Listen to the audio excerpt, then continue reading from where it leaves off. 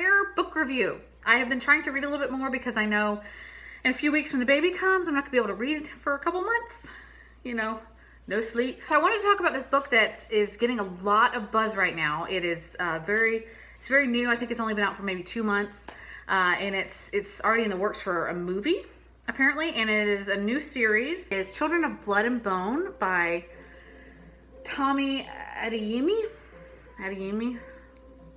I'm sorry if the name is said wrong. I'm sorry. If you haven't heard of this book, you will very soon, because like I said, it's getting a lot of buzz right now in the literary circles. Hashtag we need diverse books is really big, which is awesome. I love the fact that the entire book is based in like an alternate Nigeria world, I guess. And so you've got this, you've got a lot of mythology from a different culture.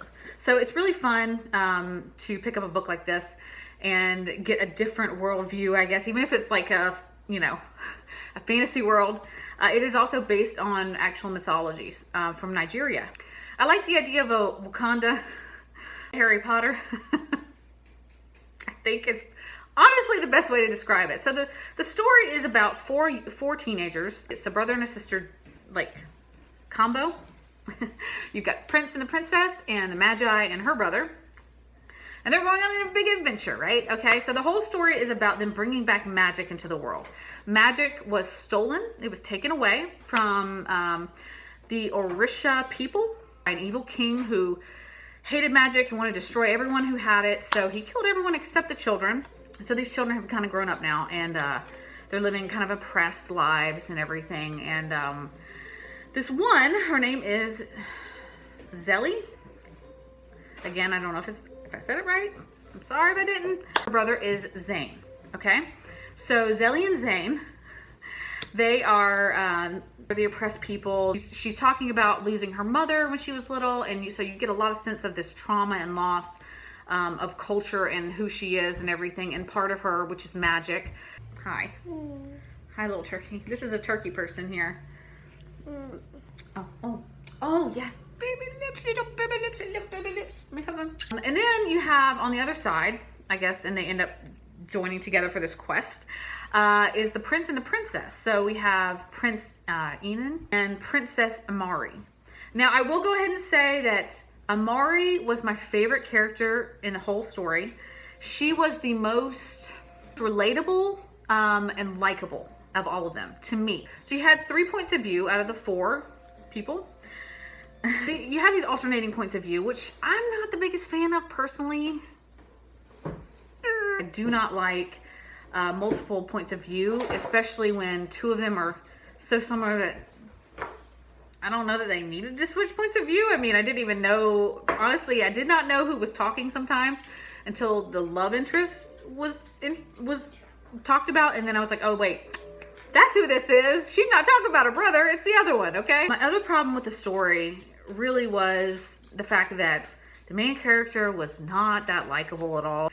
She walks around the whole novel, all right? The whole novel with this city-sized chip on her shoulder for like understandable reasons. Because the characters have dealt with so much trauma in their lives and just really sad, like oppressive, horrible mistreatment, stuff like that. Throughout the story, as they're going through things, like they relive a lot of that trauma, which is understandable again, but it just felt like we were regurgitating same stuff over and over that we knew.